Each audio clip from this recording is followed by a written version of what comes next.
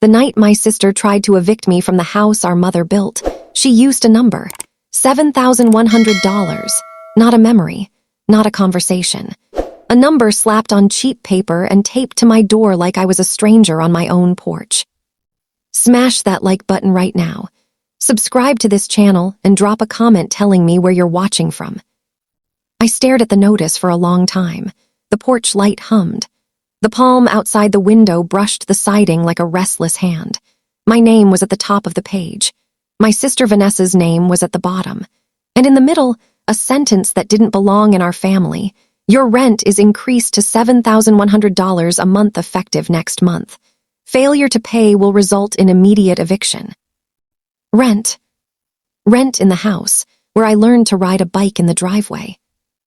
Rent in the house, where our mother taught us to stretch out pie dough on Sundays. Rent in my own home. I pulled the paper off the door and felt the tape rip tiny paint flakes off the wood. It didn't just hurt. It made a sound, like a little tearing, like something small but real was breaking. I wasn't surprised by the number as much as I was by what it meant. Vanessa had been building up to this. Little rules, little digs, little statements with teeth. But $7,100 wasn't just a message. It was a shove. Inside, the house felt different with that paper in my hand. The hallway tilted. The family photos stared. The air wasn't ours anymore. It was hers. Her words were in the margins. Market rate, my property, professional management. She had signed it with a flourish I knew from every birthday card she'd ever written. Our mother used to laugh at that flourish, call it dramatic, call it flair. That night it felt like a signature on a verdict. I sat at the dining table where we did homework as kids. The wood was warm, worn smooth by decades of elbows and plates and life. I spread out the paper, read it again. Read it slowly, pretending there was a mistake hidden in a corner. It said I had 30 days. 30 days to leave the only place that felt like home. 30 days to come up with money I didn't owe. 30 days to either bow to her or fight. But there was something Vanessa didn't know. Something I had half forgotten, because grief can make you sleepwalk through the part where you're supposed to read signatures and dates and stamps. My name was on the deed. I didn't know that sentence would hold me like a shield yet. I didn't know that sentence would be the match for my revenge. That night it arrived like a whisper from the past, like our mother's voice, steady and firm. Check the papers. Remember what is yours. Remember what is ours. Here's the truth about betrayal. It doesn't always start with a scream. Sometimes it starts with a door notice in the house where you first stayed home alone. Sometimes it's quiet, paper quiet, tape and ink and arrogance. Vanessa wasn't just my sister anymore. She had cast herself as my landlord. She had decided that a number would push me out. She thought she could rewrite history using a printer and bold font. Did I call her? No, not that night. I let the clock tick. I listened to the house breathe. The wind moved through the lemon tree out back. Somewhere, a neighbor's dog barked once and then remembered it was late. I made tea with a chipped mug that still said, "World's Best Mom," because we never threw it away. I sat there and asked myself the question that would change everything. When did we switch from family to paperwork? There had been signs, and I had ignored them, or told myself to be kind, or told myself grief made people do strange things. But this was not grief. This was strategy. Vanessa wanted control, not just of the house, of the story. She wanted to be the responsible one, the manager, the owner, the queen behind the door with the keypad lock she installed last fall for safety. She didn't know I had taken a photo of the deed the day the envelope came from the county recorder after Mom died. She didn't know that even shaken and soft, I had opened it, sat on the porch with my shoes off, and read it all the way through. She didn't know how steady a person can be when they remember their name printed next to the thing someone is trying to take. I folded the notice and put it in a folder. I wrote the date and the time in a notebook. I took a picture, then I took a breath. If I told you I wasn't angry, I'd be lying. My hands were shaking. My chest felt tight, not because of the number, because of the lie behind it. The way she had looked me in the eyes last month and said, "We'll figure things out. You can stay as long as you need, as long as you respect the rules." The way she had hugged me with one arm while the other arm, I now realized, was busy writing this very notice in her head. She had already decided I was not family. She had already rewritten me as a tenant in her mind. That hurt more than the dollar signs. The next morning, Vanessa texted like nothing had happened. A casual, "Hey, saw you got the notice. This is just formalizing things. Don't make it weird." She added a smiling emoji that made my teeth clench. Don't make it weird. You taped an eviction threat to my door, and I'm the one making it weird. I didn't reply, not yet. I walked around the house. My house. Our house. I touched the wall where our height marks still showed faint pencil lines if the light hit just right. I opened the cabinet where Mom kept the tea. I stood in the doorway of the guest room that used to be mine when I was 12 and built a fort out of blankets. And I pictured Vanessa holding that printer-worn piece of paper, smoothing it, and pressing it to my door like a brand. Something woke up in me then. Not cruelty, not hate, something older, something protective. Something that remembered our mother's hands guiding mine when we planted the lemon tree. You take care of what takes care of you. You don't abandon it, you don't sell it off, and you don't tax your own brother to breathe inside it. So here is what I did not do. I did not yell. I did not smash anything. I did not text a paragraph at midnight to release the pressure. I made a plan.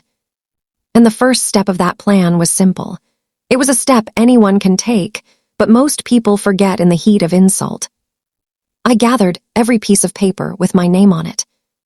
Maybe you think that's boring, but let me tell you this. In a war of words, the quietest thing you can hold is often the sharpest. I pulled out manila folders. I labeled them with dates. I put the notice in the front. I found the envelope from the county. I stared again at that crisp, official line where my name sits next to hers on the deed. My name was not a footnote. It was ink. It was binding. And suddenly, the number $7,100 looked small. Small next to the weight of my name on a deed. Vanessa wanted money. Fine. I wanted something else, truth. And if you've ever fought someone who wants money with nothing but truth and patience, you know this, truth is heavier. It takes longer to move, but once it does, it doesn't stop. I called a number I had saved but never used, the county recorder's office. I asked a simple question. What does it mean practically that my name is on the deed? The woman on the phone spoke calmly, patiently. It means you are an owner. It means no one can treat you like a tenant without your consent. It means decisions about the property are shared. Shared. Not seized. I thanked her and hung up. My anger changed temperature. It cooled. It focused. It turned into something sharp and clear. I was going to remind my sister what shared means. I was going to do it without screaming. I was going to make her regret tapping that piece of paper to my door, not by matching her petty, but by exposing it. The plan started with paper, but it wouldn't end there. It would end with me standing in the same hallway where I had stood that night, this time with my shoulders back, my voice steady, and Vanessa forced to hear the one sentence she had tried to erase from the story. My name is on the deed. We weren't at the ending yet. We were at the ignition, at the moment the match struck the box. And as the flame caught, I asked myself one last question before I moved. How did we get this far apart? How did my sister become a stranger who charged me rent to stand in my own kitchen? The answer wasn't going to be pretty, but it was going to be honest. You don't just wake up one day and decide to charge your brother $7,100 to live in the house where you both learned to walk. You build up to that, one small choice at a time, one excuse at a time, one story you tell yourself until it feels true. Vanessa and I grew up under the same roof, but we learned different lessons from the same rooms. She was 3 years older. She liked to talk loud and walk first. She liked to organize games and then change the rules mid-round so she could win. I was quieter. I watched. I kept score in my head. I let her have first turn because it wasn't worth a fight.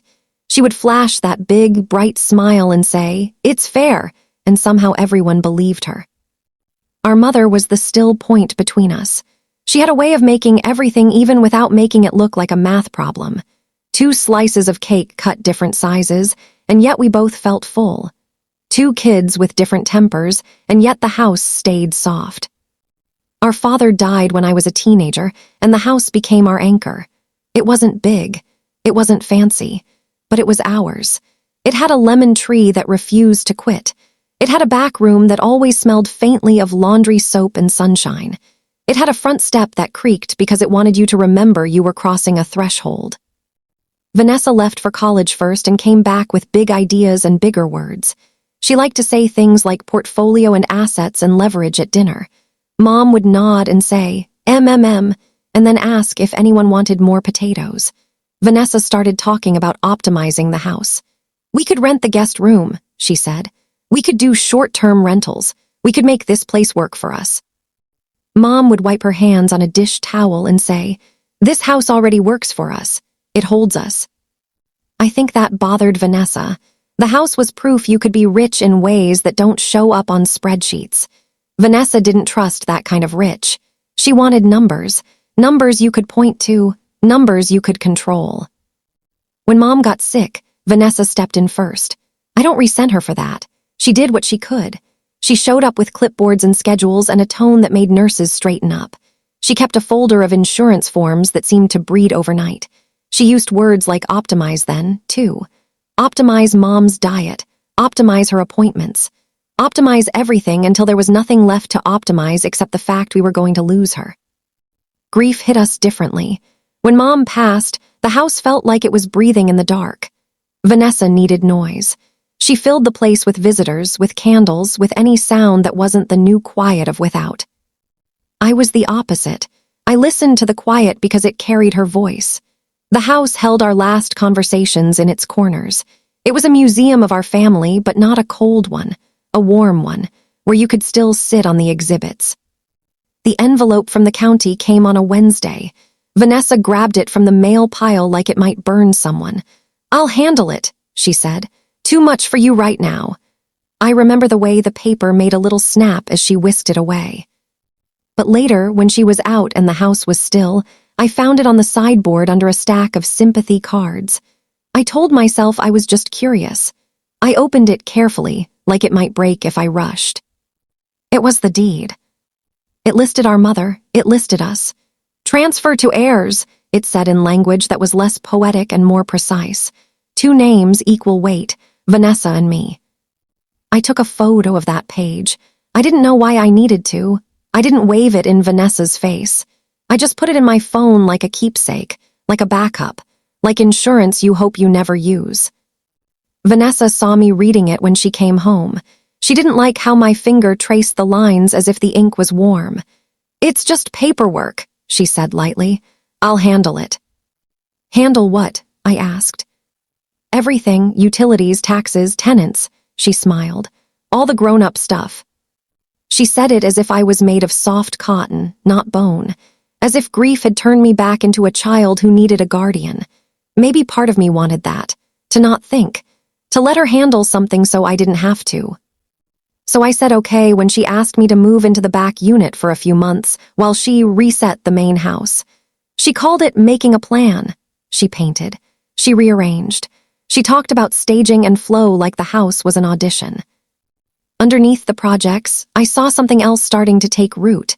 People would come by and she'd introduce me not as her brother who co-owned the place, but as Mason. He's staying in the back for now. Her tone lightened on the words for now, like I was a temporary part of the equation, like I was a fold-out chair at a dinner party. She created rules, little ones at first. Please text before you come through the main door.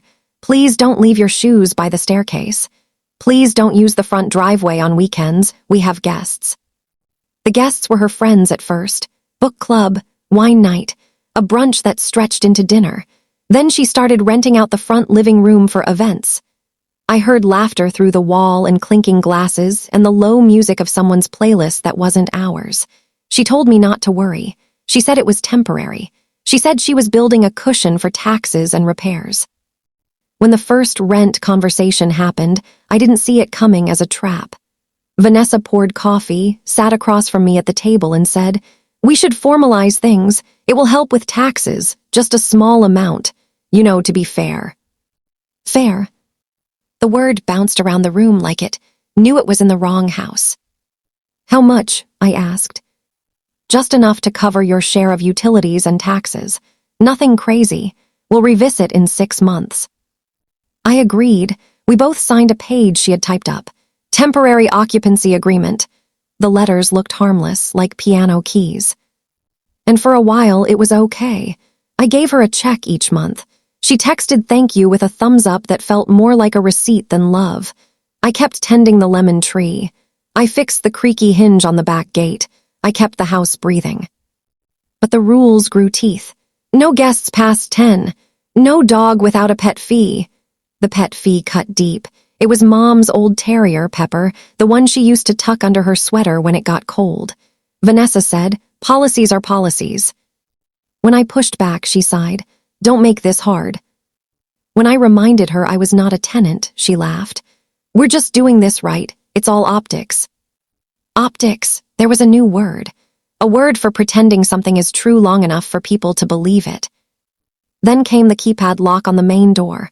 For security, she said, this neighborhood is changing. It was our neighborhood. We were the ones changing. The last holiday we spent together in that house before everything snapped, Vanessa made place cards with our names on them and sat me at the far end of the table like a polite guest. We ate overcooked turkey and smiled too hard. After dessert, she said, next year we should rent out the house for Christmas. People pay crazy rates. I looked around. At the tree with the paper stars we'd made in grade school. At the wall with the faint pencil lines we never painted over. At the dent in the doorway from when Dad misjudged moving the couch. We're not a hotel, I said softly. She rolled her eyes. It's just business. Business? That word grew like a weed until it choked everything else. So when the rent jumped from a small amount to a number that would make a movie producer blink, it wasn't from 0 to 60. It was a steady climb wrapped in nice words. Vanessa had started calling herself the property manager. She printed a letterhead on glossy paper with a logo she designed late one night. She sent emails to herself with CC, legal. She wanted to be an empire of one. I was the loose thread she needed to cut. You can call it greed. You can call it fear. I call it hunger. Vanessa was hungry for control, and control often wears its Sunday best. It shows up with forms and folders and phrases like best practice. It forgets that families aren't corporations. It forgets that houses aren't assets first. They're containers for memory. When the $7,100 notice hit my door, I wasn't shocked by the number. I was shocked by the moment she chose to stop pretending we were still choosing each other. I know what you're thinking. Why didn't I leave? Why didn't I pack a bag, close my eyes, and walk out the front door? Because you don't flee your own bones. Because sometimes staying is the only way to be seen. Because there was one fact sitting like a quiet mountain in the middle of all those flimsy papers with clean margins. My name was on the deed. I wasn't going to scream it. I was going to use it. I was going to let it do what ink is supposed to do, hold shape when the rest of the world tries to blur. But first, I had to face the next wave. Vanessa wasn't finished. She was just getting started. The day after the notice, the house felt like a stage set. Every room had tape on the floor marking where you could stand without getting in trouble. Vanessa sent a reminder email with the subject line, updated TERMS, effective immediately. She copied a fake legal at address to make it look official. It read like it was written by someone who had watched 3 seasons of a courtroom drama in one weekend. Quiet hours strictly enforced. No access to front kitchen without prior written approval. Use of driveway restricted to reserved space only, rear pad. Guests must be pre-approved 48 hours in advance. Late fees applied daily after the first. She ended with, "Thank you for respecting the property and our agreement. This ensures a harmonious environment for all." For all, as if there were 10 of us. As if this was a complex building with 7 floors and a superintendent. It was a house, our house. And yet, I was reading this from the back unit like an outsider. I didn't reply to the email. I printed it. I put it in the folder with the notice. I took notes in the margins, dates, times, exact phrases. If Vanessa wanted to turn family into paper, I would give her paper. I would stack it until it was heavier than the stories she was telling. That afternoon, her boyfriend Colin showed up with a toolbox and the smugness of someone who thinks he's about to win a contest no one asked to join. He walked straight into the main house and started messing with the thermostat. He had decided it wasn't efficient for me to adjust the temperature whenever. I watched through the archway like a ghost. I said nothing. When he saw me, he flashed that friendly smile people use when they're about to be cruel. "Hey, man, hope you got the notice. We've got to run this place like a business. You understand?" I nodded. "I understand a lot of things," I said. He blinked. He didn't like the tone because it didn't give him anything to push against. He wanted a fight. He wanted a scene. He wanted me to say something he could quote later. I didn't. I stepped aside so he could carry his toolbox down the hall like he owned the air. That night I heard them in the living room. Vanessa's voice was bright and buoyant. "It's better this way, cleaner, boundaries are healthy." Colin's voice was low and sure. "You're protecting your investment." They clinked glasses, toasted to a word that made me want to wash my hands. Investment. The next 2 days, Vanessa turned up the heat on Petty. She sent a Venmo request for trash overage. She scolded me for bringing Pepper into the front yard. She texted, "Please ask before using the hose. Water bill has been insane." She told the gardener to work around the back unit tenant's schedule and make sure not to block tenant access. The word tenant stung. I heard it everywhere. In her tone. In the way she left sticky notes on the washer like a dorm raw. In the way she started referring to me in group texts with our cousins. "He's trying his best," she wrote, like I was a project she was managing. "But structure helps him." Structure helps him. I pictured the inside of her head like a grid, every box labeled, every person a moving piece, and in the middle of it, an empty space where family used to live. Neighbors started to look at me differently, not because they wanted to, because Vanessa had rewritten the narrative. She had told Mrs. Alvarez across the street I was renting the guest house. She told Mr. Cho next door not to park near the driveway because my tenant has been sensitive about access. Mrs. Alvarez caught me at the mailbox and patted my arm. "These landlords," she said, rolling her eyes in solidarity. "They get bold." I laughed. It came out wrong, too sharp. "Yeah," I said, "they do." If I had let anger drive that week, I would have lost. I would have taken the bait. I would have yelled. I would have given Vanessa a story where I was the unreasonable one. I didn't. I did something boring, something solid, something that would matter later and felt invisible now. I documented everything. I printed the email and underlined phrases that made me flinch. I saved the text messages and backed them up. I photographed the sticky notes before I threw them away. I wrote down exact times peppered with the words, "Thank you" and "tenant." And then I made 2 calls. The first was to a real estate attorney recommended by a friend who had once been through a messy condo dispute. I explained. I didn't add spice.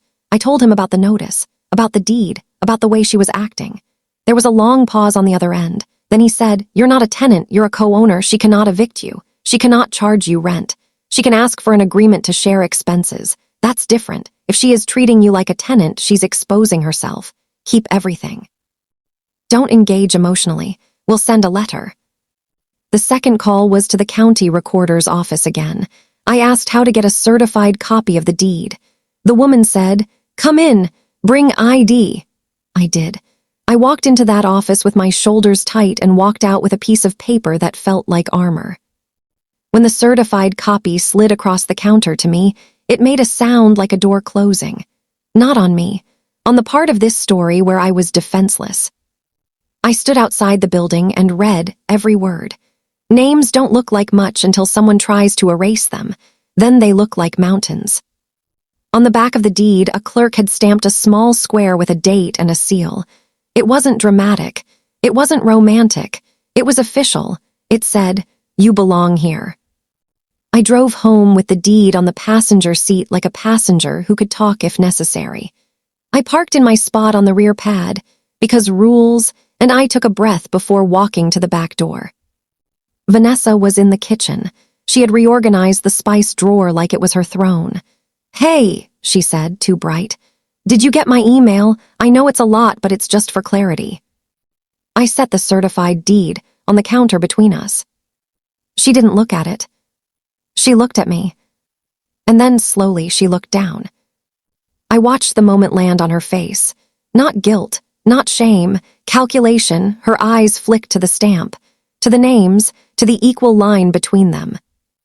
"Oh," she said, and in that "oh," 1,000 little lies sat down. "You went and got a copy. That's good for your records." "For our records," I corrected. She forced a laugh. "Right, for our records." I waited. I didn't fill the silence. People like Vanessa fear silence because it doesn't bend to them. She grabbed a glass and filled it with water she didn't want. She set it down too hard. "Listen," she said, "this is getting blown out of proportion. The rent." "Isn't rent," I said softly. Her mouth tightened. "We can call it whatever. It's what you owe." "I don't owe you rent," I said, each word a step I could feel. "I'm an owner. I'm not your tenant, you know that." She shrugged. "It's just easier to structure it this way." "For who?" She didn't answer. She didn't need to. I slid the certified deed closer to her. "We're going to do this the right way," I said. "Not your way, the right way. That means no more notices taped to doors like threats. That means no more making up rules and pretending they're law. That means we sit down and account for expenses like adults who share something. And if you can't do that, I'll make you." Her chin lifted. "Make me."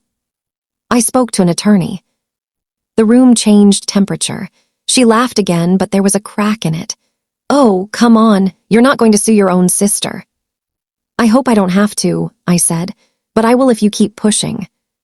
She stared at me a long time, long enough for the ice to finish melting in her glass, long enough for the house to creak in the late afternoon heat. Then she said, "You're making this ugly." "No," I said. "You did that when you taped a number to my door." I picked up the deed. I turned to leave, and she said the line that told me I wasn't dealing with a misunderstanding. I was dealing with a plan. "You really think that paper is going to save you?" I paused. I looked back at her. "It already has," I said. "You just don't know it yet." In the days that followed, Vanessa doubled down. That's what people do when you find their weak point. They push harder. They sent another notice. This one with fancier formatting and a signature block that included the name of a management company I recognized as her latest LLC. She posted a list of community guidelines on the fridge that read like a dorm contract. I didn't take the list down. I photographed it. Then I slid it into the folder with the rest. And I wrote a letter. Not a text, not an email. A letter on paper. It was measured. It was calm. It was clear. I am a co-owner of the property. I do not consent to being treated as a tenant. I will not pay rent. I will contribute to actual expenses, documented and agreed upon. All notices and communications must be sent to both owners. Any short-term rental or event activity must be agreed upon by both owners in writing. Any attempt to evict me will be met with legal action. I signed it. I made a copy. I slid one under her door and kept the other for my records. That night there was a party in the main house. Laughter, music, glasses clinking. The house felt loud with other people's joy. I sat in the back unit with Pepper tucked against my leg and the certified deed on the coffee table. I didn't feel alone. I felt steady. Around midnight, the music cut off. The front door opened and closed, muffled voices, then a knock on my back door. I opened it to find Colin, cheeks red, jaw set. "Vanessa wants you to leave," he said like a bouncer. "Guests are uncomfortable." I stepped aside so he could see the deed on the table. His eyes flicked to it and then back to me. I didn't raise my voice. I didn't move. "I'm home," I said. He held my gaze a second longer than was polite and then walked away. On his retreat, I heard Vanessa say, "Just ignore him. He's being dramatic." Maybe, but drama isn't the same as theater. Drama is what happens when truth walks into a room with its shoulders squared. Theater is pretending. We were past theater. We were heading straight for exposure. In the morning, my attorney's letter would go out certified mail. It would say in the clean language of law what I had said on paper the night before. It would be boring, and it would be devastating.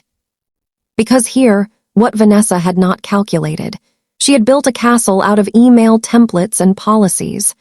I had a key in my pocket she couldn't copy, a name on a deed she couldn't erase, and a patience she didn't think I possessed.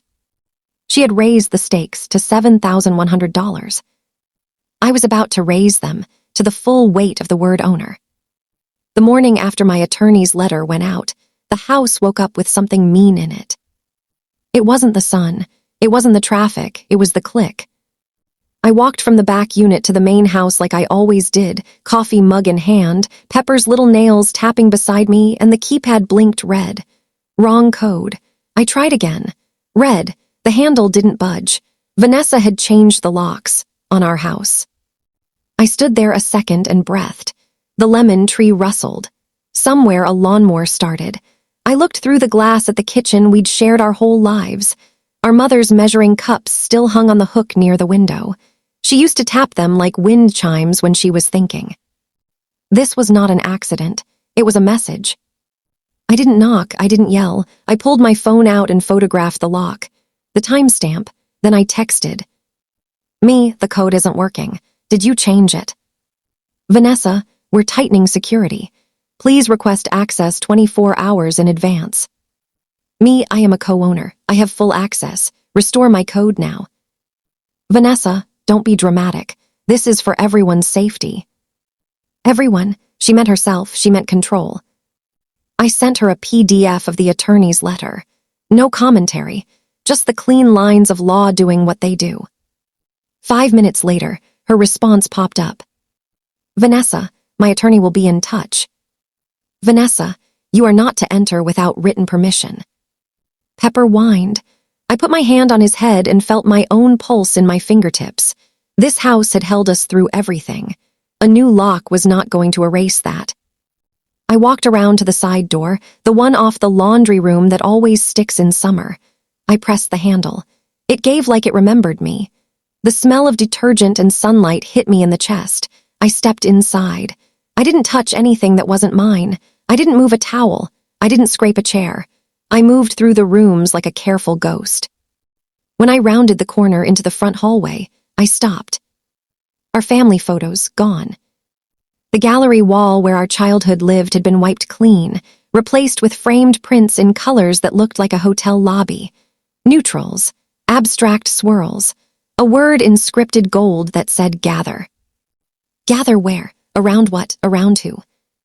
The pencil marks on the doorframe were painted over too, a neat slab of fresh white, the past erased with 2 coats. I didn't know heartbreak could make you feel like you stepped into someone else's movie, but that's what it felt like I'd been recast, from son, from brother to obstacle, clutter to be cleared. I took a photo of the empty wall, proof, not for court, for me. Excuse me, Vanessa's voice came from behind me, cool and clipped. You can't be in here. I turned. She was dressed like she'd been expecting a showing. Crisp shirt, hair smooth, smile tight. Behind her, Colin hovered with his arms crossed like a hired guard who watched too many action films. I can, I said, and I live here. Vanessa softened her smile like it could end a war. You live in the back unit, and you will respect the boundaries we've set. We, I asked, as in you and your reflection. Colin stepped forward. Hey, man. I held up a hand. Don't, this is between me and my sister. Vanessa's nostrils flared. I've asked you nicely. And I've replied legally. I nodded toward the counter where the certified deed still sat from yesterday. You've seen the paper. You know the truth. Her eyes flicked to the empty wall just once. The bare paint gave her away. She hadn't expected me to see this yet. She hadn't expected to be caught in the middle of erasing us. This is my home, I said quietly. Our home. You don't get to lock me out of my own kitchen. You don't get to delete our photos like we were a phase you outgrew. Oh my God, she muttered, turning away like the ceiling was the enemy. You're so emotional. You taped an eviction threat to my door, I said. You changed the locks. You scrubbed the pencil marks of our heights from the doorway because what? They didn't fit the brand. Colin cleared his throat. Vanessa, maybe we should. That's when the doorbell rang. 3 quick chimes, not friends, not delivery, official. Vanessa beat me to the door and pulled it open. 2 officers stood on the porch, hands resting easy near their belts, faces neutral. Afternoon, the taller one said. We received a call about a trespass. Is everything all right? I didn't have to ask who called. Vanessa took a breath like an actress stepping into a monologue. Yes, officers, I'm the owner of this property, and my tenant is violating the terms. I'm not a tenant, I said, calm as a church, and held up the certified deed like a passport. I am a co-owner. I have full right of access. The shorter officer took the paper, scanned it, eyes tracing the stamp, the names. He handed it back with a small nod. Ma'am, his name is on the deed. Vanessa blinked. But he's living in the back unit. We have rules. He can't just walk in here. The taller officer's tone stayed kind, but a little steel threaded through. This is a civil matter between co-owners. It's not a trespass. We can't enforce house rules. House rules. She had turned our life into a laminated list. We can suggest, the shorter one added, that you two refrain from escalating. No changing locks without providing access to all owners. No threats. If you need help resolving, go through attorneys or mediation. Colin stared at the floor like it might rescue him. Vanessa opened her mouth, closed it, then tried another angle. Officers, he's unstable right now with everything that's happened. He's making it difficult. There it was, the story she'd been auditioning me for, the unhinged brother, the broken one, the one you pat on the head and manage. The taller officer looked at me. I met his gaze. My hands were steady, my voice didn't wobble. I'm fine, I said, and I'm not leaving my home. The shorter officer nodded like he believed me. Like the paper he'd held was a map, and we were all on it whether we liked it or not. They left with polite words and the soft thump of the door. When the lock clicked again, Vanessa turned on me, mask off now. How dare you? How dare I what? I said. Stand inside my own house. She pointed at the hall like it was a wound. You're making me into a villain. You did that, I said, when you chose profit over blood. She laughed. It wasn't a happy sound. Please, don't be dramatic. This is about responsibility, about protecting what's ours. You mean yours, I said. You mean control. She rolled her eyes so hard I thought she might see the past. You wouldn't understand. You never were good with big pictures. You mean people, I said, and paper. Her phone buzzed on the counter. She glanced, tried to hide the flicker of panic in her face. I saw the subject line. It flashed in my mind like a headline. Home equity line application. Co-owner consent required. She flipped the phone over so fast it clacked. I didn't say anything. Not yet. But my heart knocked once. A new betrayal had just stepped into the room wearing a suit. Get out, she whispered. Not a shout, a whisper. Get out of my kitchen. Our kitchen, I said, and then I did something very strange. I put the deed back on the counter and left. I walked out into the sunshine with Pepper trotting beside me. I looked at the lemon tree. I touched its leaves like a promise. And I told myself we're almost there. Almost at the moment where you stop defending and start defining. Because the truth is this. Betrayal doesn't always break you. Sometimes it builds you. It chisels you down to the bones you were meant to stand on. The officers had said it clean. Mediation. Attorneys. No more house rules playing dress-up as law. And yet, I knew Vanessa. She wouldn't stop. Not until something bigger than my calm and that deed forced her hand. That something bigger arrived the next day. Paper again. Not from my attorney. Not from the county. From somewhere she thought would never talk to me. It turned out, paper talks to anyone whose name is on it. It talks loud. The envelope was thick and important-looking, the kind that makes you stand straighter just holding it. It was addressed to both our names. It should have made me feel seen. Instead, it made my stomach drop. I slid it open at the dining table with the butter knife our mother used to pretend was a sword on birthdays. The first page bore a logo I recognized, the bank around the corner with the expensive pens and the free coffee. "Dear co-owners," it began, "we are unable to process your home equity line of credit HELOC application without the written consent of all title holders. Please find enclosed the authorization forms required. Note, recorded deed indicates tenancy in common with equal ownership." My name glowed on the line like a stopped train. My hand tightened. I kept reading. Special notes, debt-to-income ratios, appraisal appointments, a highlighted section, all owners must sign. I turned the page, and another. A copy of the application was there, Vanessa's neat typing, sharp and confident. It listed her as primary owner. It described her employment as property manager-owner. In a box labeled intended use of funds, she'd written property improvements, business capital. Business capital. The words made something cold unspool in me, not shock, confirmation. She hadn't just wanted to squeeze me for rent. She wanted to squeeze the house for cash. She wanted to leverage our past for her future. There was a sticky note attached to one of the forms. From a bank officer, probably thinking they were doing us a favor. Vanessa mentioned she'd bring the consent by Friday, just in case, mailing to both of you. I sat there with the letter in my hand, the house holding its breath. The lemon tree, the paint, the empty wall where our photos used to be, they were all witnesses. I could have marched into the main house, slapped the papers on the counter, and had a scene that would echo through the neighborhood. I could have gotten the satisfaction of seeing her face go pale.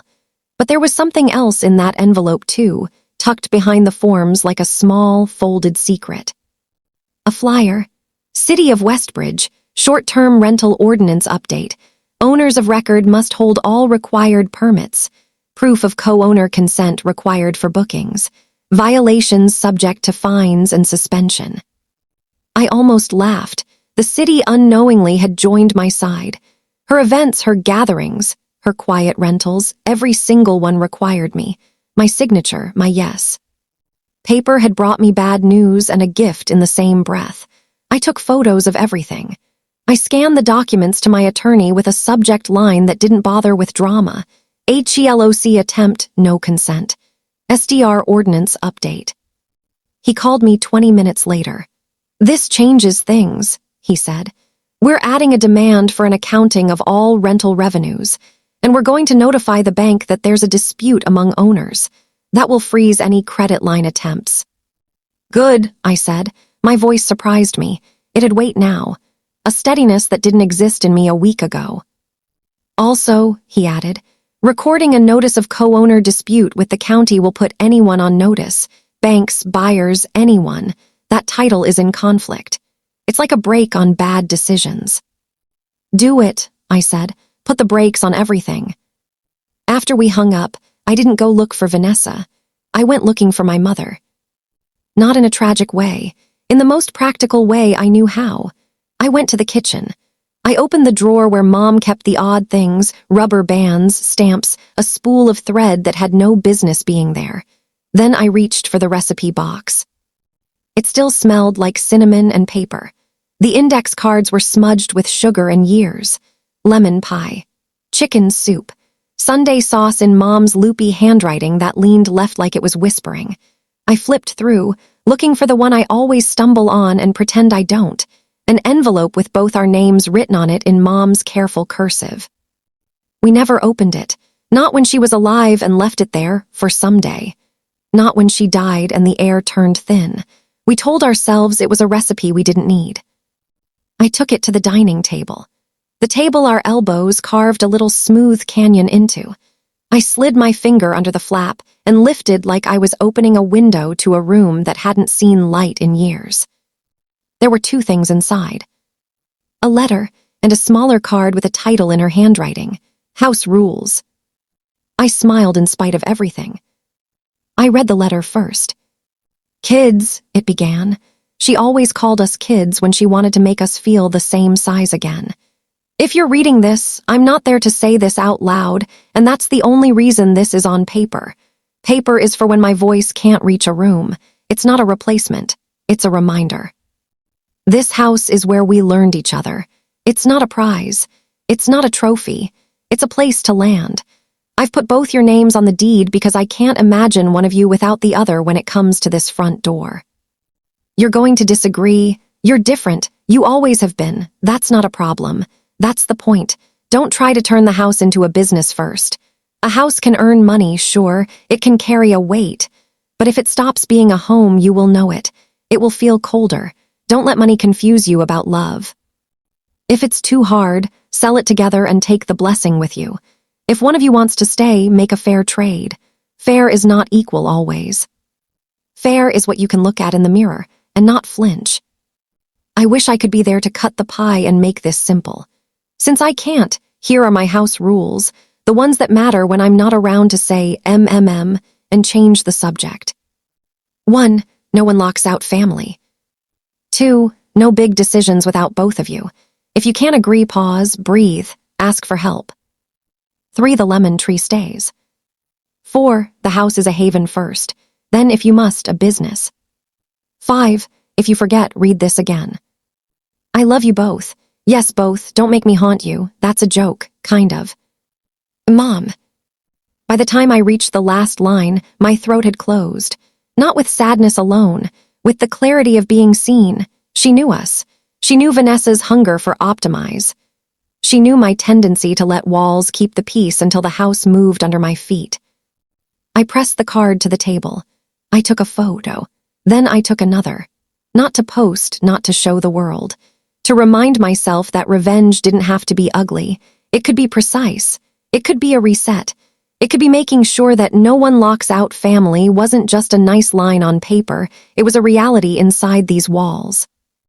My phone buzzed. Vanessa, can we talk, now? I looked at Mom's letter, at the bank forms, at the city flyer, at the certified deed. Yes, I typed, at the dining table. She came in like a storm that got dressed up as weather. She saw the papers and bristled. You opened my mail. Our mail, I said. Bank sent it to both of us, because both of us own this place. That's what owning means, 2 equals. Her eyes darted to the bank logo. I watched the split-second calculation race across her face, the pitch she'd prepared for the bank, the plan she hadn't thought she needed to share, the timing she assumed she could control. What is this? She said, picking up the city flyer like it had betrayed her. That, I said, is the paper that shuts down your rentals.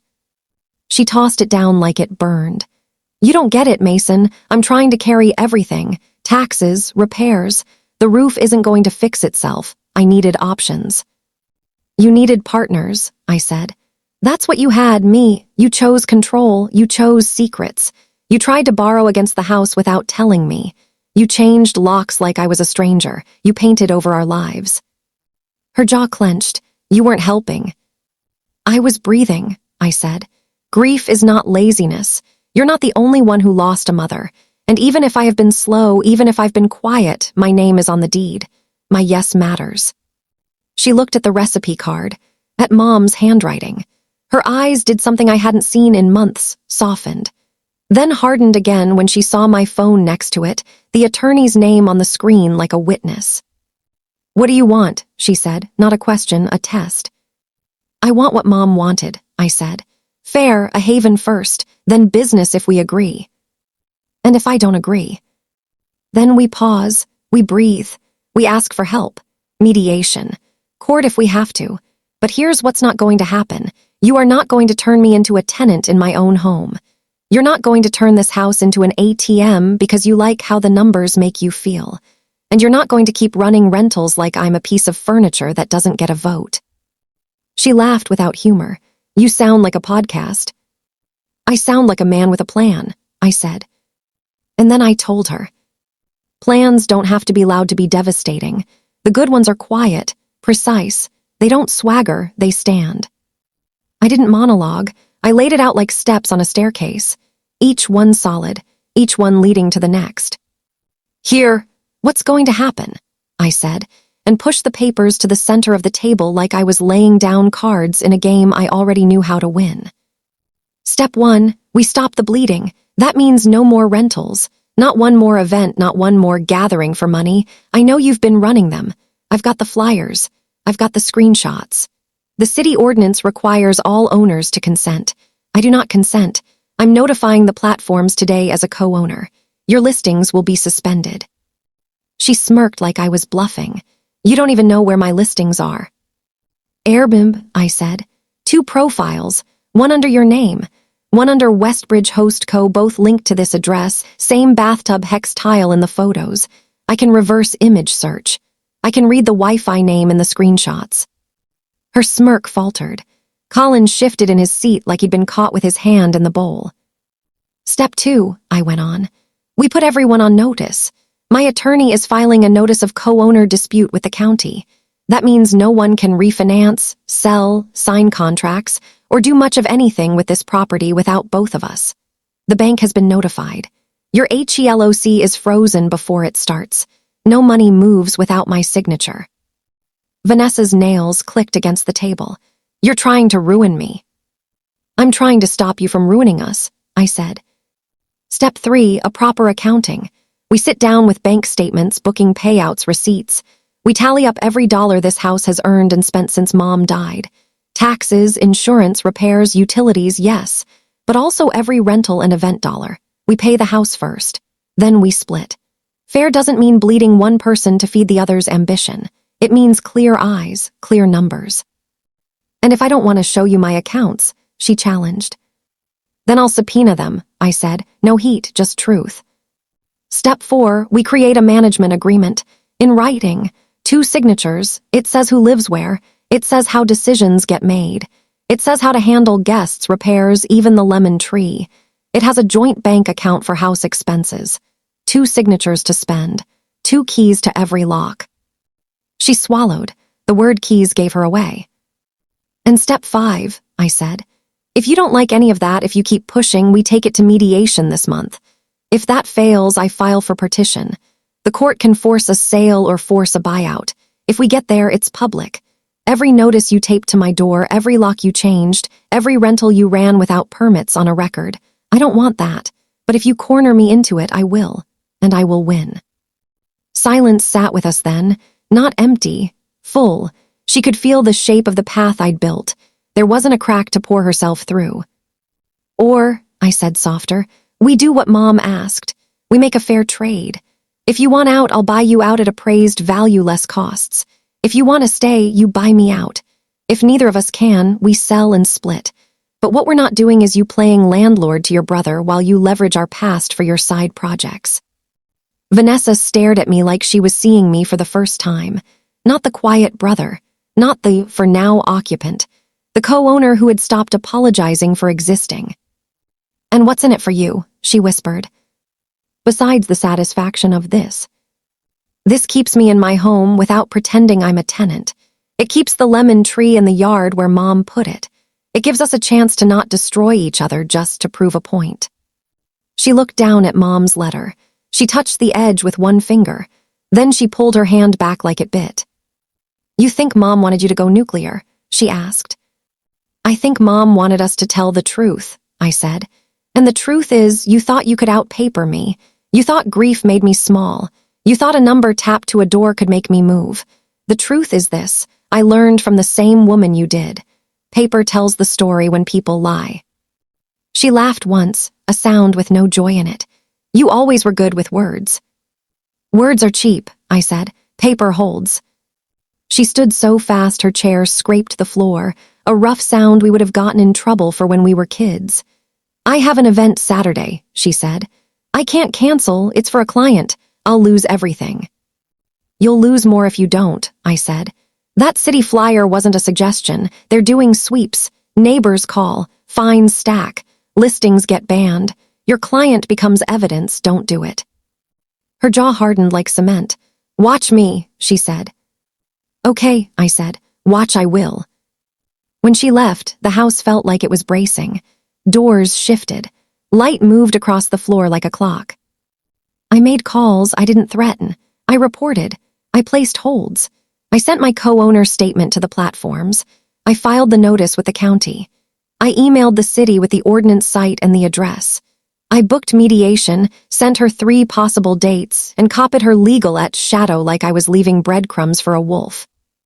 I also did something that felt small but mattered. I printed Mom's house rules and put them on the fridge where the community guidelines used to be. No clip art, no logo, just handwriting, just rules that didn't need fines to mean something. I called Aunt Leela, the aunt who shows up no matter what time it is, no matter how messy the story. "We need a family meeting," I said. "This Saturday, noon, here." "I'll bring pie," she said, "and I'll bring my don't mess with my nephew voice." "Bring both," I said. Then I called the gardener. "Can you trim the lemon tree Friday morning?" I asked. "Not too much, just enough to see the sky." He laughed. "Your mom used to say the same thing." Friday night, the house looked like itself for the first time in months. Not staged, not optimized, lived. Even with the empty wall where our photos used to be, the rooms felt less like a showroom and more like a place where laughter had permission to sit on the furniture. Saturday would be the hinge. Vanessa thought it was about her event. I knew it was about that table. The one where Mom wrote thresholds on our hearts, what we let in, what we don't, who we open the door for. Saturday, the city would likely show up. The platforms would send their listing suspended email. Our aunt would sit with her hands folded the way she does when she's about to tell the truth like a sermon. I didn't sleep much, not because of fear, because of the shape of what was coming. It was heavy, yes, but it was mine to lift. Saturday arrived on tiptoe. Morning light slid across the dining table like it was taking attendance. I made coffee the way Mom taught me, enough for anyone who might wander in. I put out plates, forks, napkins with lemons on them because Aunt Leela thinks she's funny. At 10:30, Vanessa was in full event mode. Music thumped softly in the main room, low enough to pretend it wasn't early. Young people with clipboards floated through like they were auditioning for a lifestyle ad. Tables were being dressed, flowers arranged. A banner rolled out with her LLC's name printed like it had existed since the dawn of time. Westbridge Host Co. Gather well. Gather well, underneath a smaller line, by invitation only. I stood in the hallway and watched the machine hum. A boy in black jeans asked me where to plug in the portable bar. I pointed him toward a socket that wouldn't blow the breaker. He said thanks and kept moving, oblivious to the storm he was setting up in. At 11:15, my phone buzzed. "Airbnb, your co-ownership report has been verified. Listings at 241 Lemon Street are suspended pending owner consent verification." 5 seconds later, Vanessa's phone buzzed, then again, then again. She looked at the screen, and the color drained from her face in a way no foundation could fix. "What did you do?" she hissed at me across the room, still smiling at a guest making small talk. "What you should have done," I said, "told the truth." At 11:30, the doorbell rang. Not neighbors, not guests. City. 2 inspectors with clipboards and calm eyes stepped inside. Behind them, a uniformed officer stood like punctuation. "Good morning," the inspector said. "We've received reports of an unpermitted commercial event at this address. Are you Vanessa?"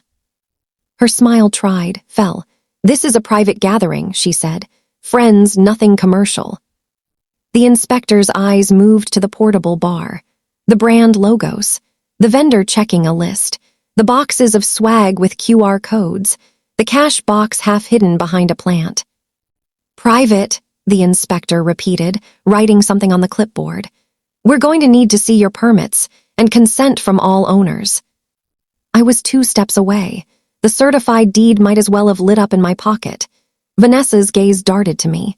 For a second, I thought she'd try to deny I existed right there in the hallway. Then she swallowed and turned to Charm. "Of course," she said. "We have everything, just give us a moment." They followed her to the dining table. Aunt Leela arrived at 11:45 with a pie and a presence like a choir. She took in the uniforms, the flowers, the faces, and whispered to me, "Oh, honey, we've got church." At noon, our cousins trickled in, faces pinched with I don't know where to look. Vanessa's clients, shifted from confident to sticky in the space of minutes. To their credit, a few of them looked at me like they understood a story bigger than their brand had walked into the room. "Everyone," Vanessa announced, voice bright and brittle, "we're pausing to clear up a little misunderstanding. Please enjoy the refreshments." The inspector sat. The officer stood with his polite hands.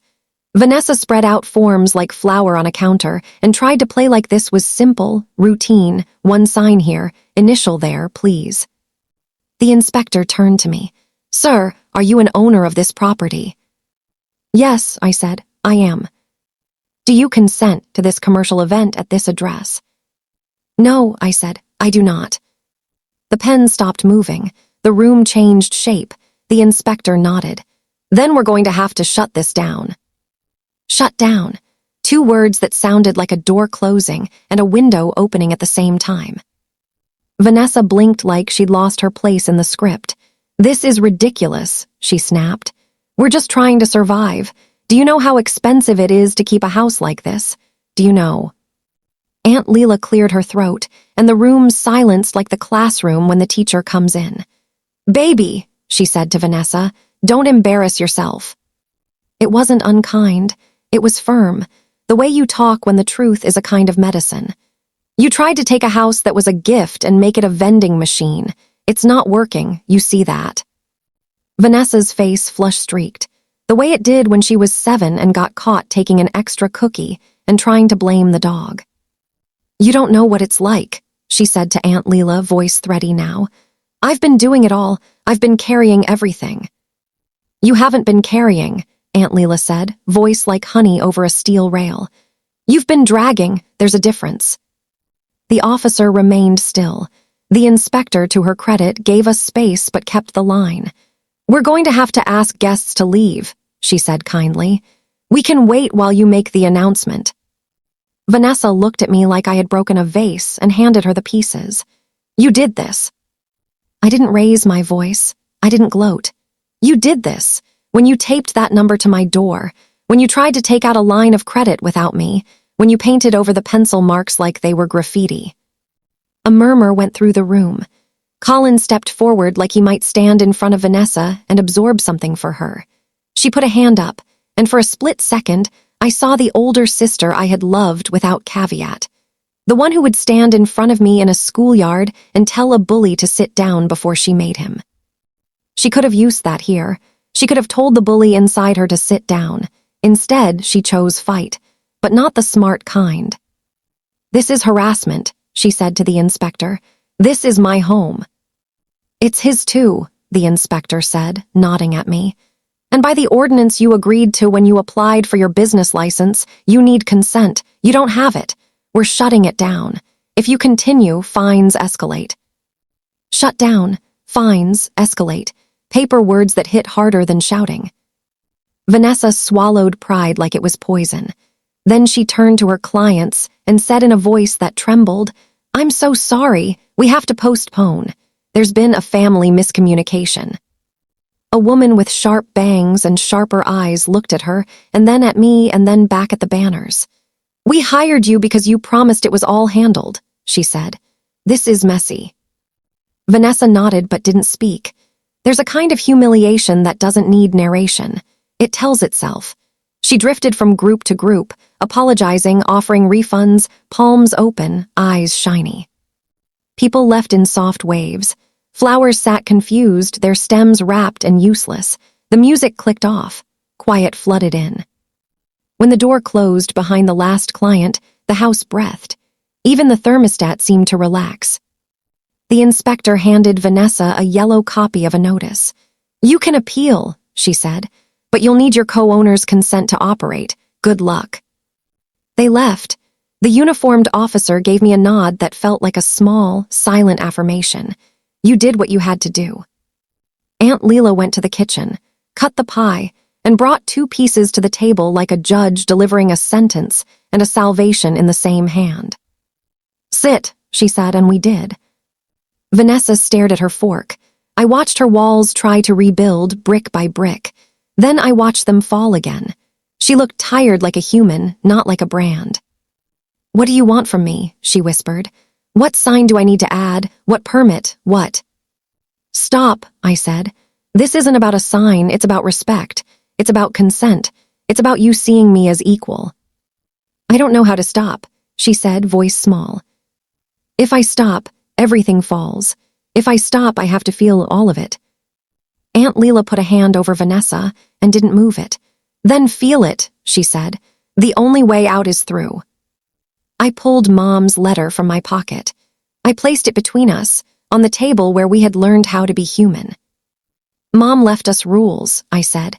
They're better than community guidelines. Read them. Vanessa read. Her throat worked on line 1. Her breath hitched on line 2. By line 3, the lemon tree stays. She was smiling and crying at the same time. At the end, she pressed her fingers to her lips like she was keeping something in. I found this yesterday, I said. At the same time the bank's letter came. Mom knew this day might show up. She didn't know the number you'd tape to my door. She didn't know the logo you'd print, but she knew us. Vanessa nodded. The fight leaked out of her like air from a balloon, not in a sad way, in a necessary way. She called me out from the grave, she whispered. No one locks out family, God. She pushed the letter back across the table, toward me like she was returning a book she'd borrowed and dog-eared. I'll stop, she said. I'll cancel everything. I'll refund. I'll take down the listings. I'll give you a key to every lock in this house. I'll show you accounts. I'll sit with you and make a plan. I exhaled, not triumph, relief. It didn't erase what she'd done, but it changed the path. And the HELOC, I said. You'll withdraw the application. She nodded. Yes. And the wall, I added because it mattered. The photos. She smiled through the exhaustion. I'll help repaint, together, with the lemon color we hated and Mom loved. We ate pie. We didn't clink forks. A truce doesn't always need a sound effect. It needs a promise. There was still a fight ahead, not with each other, with the mess we'd made, with the bills, with the numbers that didn't care about feelings. But the plan wasn't a threat anymore. It was a structure, a house you can live in. Which is why it hurt a little less when the next decision landed like a clean cut. You should buy me out, Vanessa said suddenly, not dramatic, not a play, a weary truth. I can't live here without turning it into a spreadsheet. You can. I looked at her. Can you afford to walk away? I can if you make it fair, she said, and if you give me time. What about you? I asked, without the house to hold on to. She smiled in a direction that might one day be forgiveness. Maybe I need to learn how to be held by things that aren't addresses. We didn't decide everything at that table. We decided the next right step. And then, as if the house wanted a say in the matter, the front door creaked, the sound of wood that remembers. A little wind came through the lemon tree and slid under the sill. It felt like a yes. In the days that followed, the house moved like a ship that had found its rudder. It didn't stop rocking right away. There were still waves, but there was a direction, and that changed the motion. We called the bank. Vanessa withdrew the HELOC application. The manager asked if we were sure, voice buttered in, we can make this work. Vanessa said yes and hung up. The way her shoulders dropped after that call, you could have measured the weight. We took down the listings. The platforms, once notified, did their own removing. The templated emails hit her inbox with a sterile sting. Listing removed for owner consent conflicts. Profiles suspended pending resolution. She forwarded them to me without commentary. That, too, was a kind of apology. Our attorney drafted the co-ownership agreement like a tailor who knows where the seams need to give. It was boring and beautiful. How funds would be handled, how repairs would be decided, how holidays would be scheduled, what happens if someone wants out, what happens if someone can't pay. No more sticky notes. No more invented community guidelines. Just a document with enough air in it to breathe. We scheduled an appraisal. We found a neutral guy with forearms like tree trunks and eyes that saw more than square footage. He walked through the house with a tape measure and a soft hum, the way doctors hum when they know what they're doing. He stood by the lemon tree and tilted his head. This stays, he said. It always adds value. See, I whispered to Vanessa, and for the first time in too long, she laughed without defense. When the appraisal came back, I met with a credit union recommended by a friend who believed in community more than conglomerates. My numbers weren't flashy. I didn't have a Westbridge Host Co. to wave around. I had steady work. I had no debt. I had a house that wanted to keep me. Sometimes that's enough. The credit union officer looked at me like I was a person, not a profile. "We can make this work," she said. "It'll be tight, but we can." We ran the numbers. We massaged timelines. We planned the buyout with a bridge that wouldn't break. Part of the agreement was time. Vanessa wouldn't be thrown out like the notice she'd taped to my door had threatened to do to me. She had 60 days to find a place. 60 days to unwind Westbridge Host Co. from our address. 60 days to pack without erasing. There was one more scene we didn't plan. Not a party, not a meeting. A long overdue conversation that needed the hallway where everything had started. The notice, the lock, the painted-over pencil marks. We stood there with rollers dripping lemon-tinged paint. The exact shade our mother swore by and we had complained about when we were teenagers, calling it too cheerful when we wanted to be dramatic. The wall was half covered in primer, a scar of white that looked like denial. We went slow over it, careful strokes, like washing a hard day off your body. We reached the door frame, the place where our heights had lived in graphite and love. "I would have kept them," Vanessa said, voice small, "if I'd been thinking about us and not me." "We can make new ones," I said, and she snorted. "Not that," I added. "Something that lives where everyone can see, not just us." She nodded. "Photos." "Photos, stories." I looked down at the measuring tape at my foot, the one the appraiser had left there by accident. I picked it up. And maybe just one pencil mark, for Mom. We drew one line, not for a height, for a date. We wrote it quietly, both of us, pen resting in our hands the way you hold a memory you want to pass down.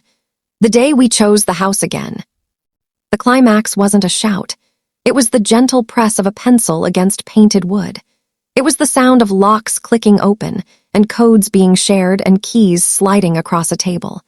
It was the way Vanessa handed me the ring with every key on it, the newest one shining like it had been waiting for this day. "It's yours," she said. "Ours," I corrected. She shook her head, not in argument, in recognition. "Not after the buyout signs, then it's yours, and I will leave you alone. I will visit like family. I will bring wine that you don't like and say the food needs salt, but I will not run this house like a spreadsheet anymore." We smiled at the old fight inside that, then we let it go. The day of the signing, we sat at a conference table with a view of the city that had felt like an opponent and now felt like a place we both belonged to in different ways. The notary stamped. The pages turned. Vanessa signed. I signed. Money moved in numbers that made me sweat, and the credit union officer nod in approval like I'd lifted a weight properly. When it was done, Vanessa closed her pen and looked at me like she was seeing both of us, small on that creaky front step with Mom, ing us into fairness. "I'm sorry," she said. No qualifiers, no brand spin. "I know," I said. "Me too, for the times I went quiet when I should have spoken." We hugged, not the one-arm hug of her, "I'm busy," months. A two-arm, backbone-to-backbone hug that made the monsters in the corners sit down and hush. The house didn't clap. Houses don't clap, they sigh, and this one did. The first Sunday after the buyout papers settled, and the accounts were clean, and the keys were where they belonged, I baked the lemon pie. I used Mom's card, the one she stained with zest and a little vanilla that wasn't in the recipe but somehow always ended up in the bowl. The lemon tree outside gave generously. It had always given. We just had to ask without grabbing. I opened the windows, the front door too. The air moved through like a blessing. Neighbors drifted in, drawn by smell and curiosity, and the universal magnet that is, I think something is different in that house. Mrs. Alvarez brought tamales wrapped like treasure. Mr. Cho brought a six-pack and a story about his dog that took longer than the beer but was worth it. Aunt Leela took her usual seat, patted the chair next to her as if she had reserved it for Vanessa since 1996, and said, I'll eat 2 pieces just to keep the economy strong. Vanessa came with a plant that was very not a lemon tree and a look on her face like she didn't know where to put her hands. I put them to work. "Hold this bowl," I said. "Taste this. Tell me if it needs salt." She laughed through a tear she didn't bother to wipe away. "It always needs salt." We ate on good plates because there's no point in saving them for a future day that doesn't exist yet. We argued about whether the crust should be blind-baked longer. We told the story about Dad misjudging the couch again and the dent in the doorway, which we had decided not to fix because some scars tell the best jokes. At the end of the afternoon, when the light made our living room look like a movie still, I stood where the notice had once hung and thought about numbers. $7,100 had almost rewritten us. It had almost turned me into a footnote in my own home. It had almost walked across this floor in a suit and called itself logic. Paper had both tried to hurt me and saved me. The letter taped to my door was paper. The deed in my hand was paper. The bank's warning and the city's ordinance and Mom's recipe and her house rules, all paper. Some paper pushed, some paper pulled, some paper held. The moral of this story isn't that paper wins. People do. But people without paper in a world that runs on it spend too much time bleeding for someone else's story. So here's what I learned in the house, where I learned everything. Document, not because you want to be right, but because you want to be clear. Clarity is how you love yourself in a room where someone else is writing the captions. Don't confuse quiet with weak. The calmest person in a storm is not the one who doesn't feel the wind. It's the one holding onto something anchored to the ground. Family can betray you, not because they wake up wanting to, because fear puts costumes on, because grief holds a mirror too close, because sometimes the person who taught you to share becomes someone who hoards. Forgiveness doesn't erase consequences. It means you don't have to live inside the punishment forever. Revenge doesn't have to be a fire that burns everything. The best kind is a light you turn on in a dark room. It exposes. It resets. It makes the roaches run back to wherever they came from without you lifting a hammer. Money is a tool, a sharp one. Hold it with respect. Don't cut your people with it and call it strategy. A house is not a business first. It can be both. But if it stops being a home, the numbers will mislead you. Profit will make you lonely if it's the only voice you listen to. And last, if you're going to put rules on a fridge, make them ones you can say out loud without a clipboard. "No one locks out family" is a good start. Vanessa moved into a small apartment with plants that thrive even when you overwater them. She visits on Sundays sometimes. She texts me photos of the plant I made fun of, like a parent who can't believe their kid is still alive on their watch. She started a new business far away from our address, one that doesn't require pretending our living room is an event space. She's good at it. She always was. It turns out, when you stop dragging a house behind you like a talisman, you can walk faster. The empty wall where our photos had been is full again. Not staged, not polished. Real, us at the table. Aunt Leela asleep in a chair with a book on her chest. The lemon tree wearing Christmas lights like a joke. A photo of the pencil line on the doorframe with the date. The day we chose the house again. People sometimes ask me if I regret going as far as I did. Calling the city, freezing the bank, pulling levers that shut down what Vanessa had built. I tell them the truth. I regret that it got that far. I don't regret standing up. It's not my job to make betrayal comfortable. It's my job to tell the truth with a steady voice and a stack of paper to back it up. If you're watching this from a place that doesn't feel like yours anymore, if someone you love taped a notice to your door and told you to accept it like weather, listen to me. Take a breath. Collect your papers. Call your people. Don't yell your way to justice. Walk there with a folder under your arm and your mother's voice in your ear, even if your mother is gone and the voice is yours doing an impression. And if you don't have a mother who wrote you a letter for a day like this, borrow mine. Tape her rules to your fridge. The lemon tree stays. No one locks out family. Ask for help. Breathe. Choose fare you can look at in the mirror and not flinch. On the first night I slept in the house alone, owner by law and by love. The porch light hummed the way it always has. The palm brushed the siding. The air felt like it forgave me for being human. I made tea in the chipped mug that still says, "World's Best Mom."